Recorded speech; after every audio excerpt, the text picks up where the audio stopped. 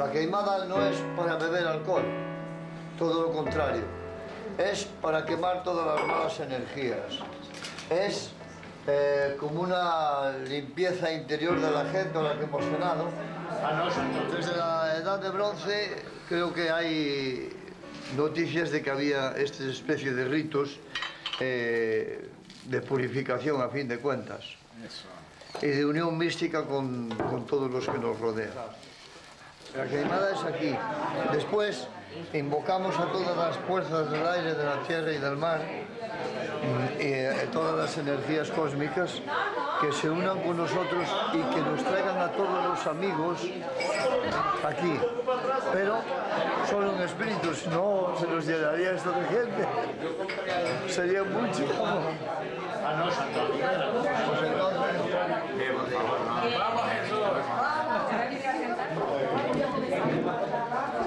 Vamos a hacer la queimada. Muchos coruxas, sapos e bruxas. Peregrinos de la búsqueda interior del camino. Forzas do ar, terra, mar e lume. Se é verdade que tedes tanto poder como mala xente di, facere que ahora, aquí, todos os espíritus de todos os amigos que están fora se unan con nos en esta queimada.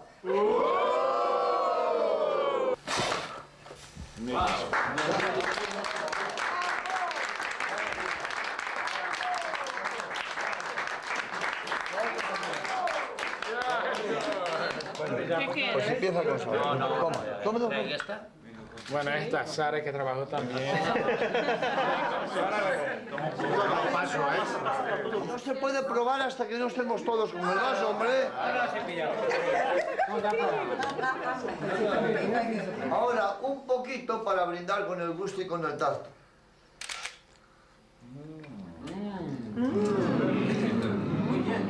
Y ahora con el oído. Así.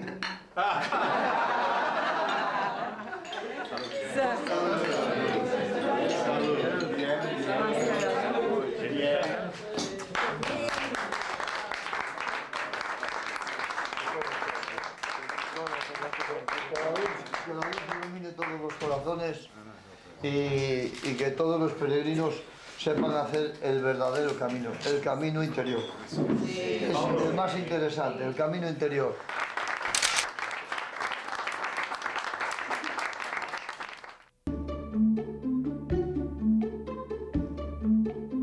Quando o peregrino chega em Santiago, ele segue uma série de rituais. A primeira coisa que ele tem que fazer é entrar na catedral pelo Pórtico da Glória e no meio do pórtico existe uma coluna. E nessa coluna ele vai colocar os 3 dedos e vai fazer uma oração. E essa coluna já foi tanto tocada que...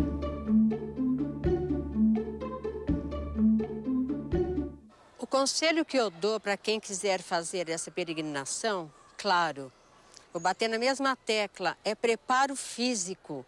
Sem preparo físico, gente, é meio difícil fazer. Começar! 1, 2, na ponta dos pés. 1, 2, ritmo certo. 1, 2, boca fechada. 1, 2, vai terminar.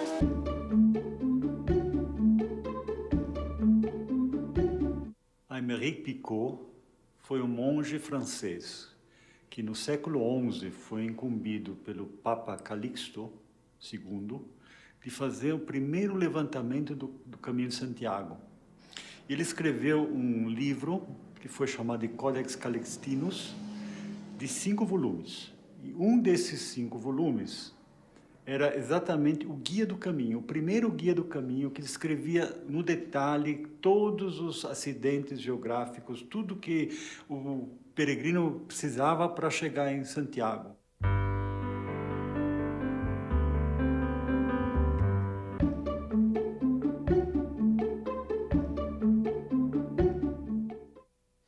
Eu nasci em 1947 no Rio de Janeiro, quando ele era a capital do Brasil, que depois mudou para Brasília. Mudou em 60. era um país em plena expansão, era uma grande promessa, enfim. Hoje em dia é um país em crise, as pessoas estão muito mais conscientes dos problemas. Não é que naquela época não existissem problemas, mas os problemas estavam ocultos, não eram visíveis. Uma família normal, classe média, meu pai engenheiro, minha mãe dona de casa. E a primeira grande sensação que eu me lembro é a sensação de estar vivo. Eu estava numa casa de campo, onde eu ia passar as férias, e aí eu estava sentado assim, e tinha um campo de laranja, e eu disse assim, caramba, estou vivo. Eu devia ter uns 8 anos. Acho que todos nós, existe um momento em que você percebe que está vivo, né? Que você se dá conta que aquilo é vida, que existem outras pessoas, porque no universo da criança só existe você. Passei toda a minha infância estudando no colégio jesuíta, colégio Santo Inácio, que na época era só de homens.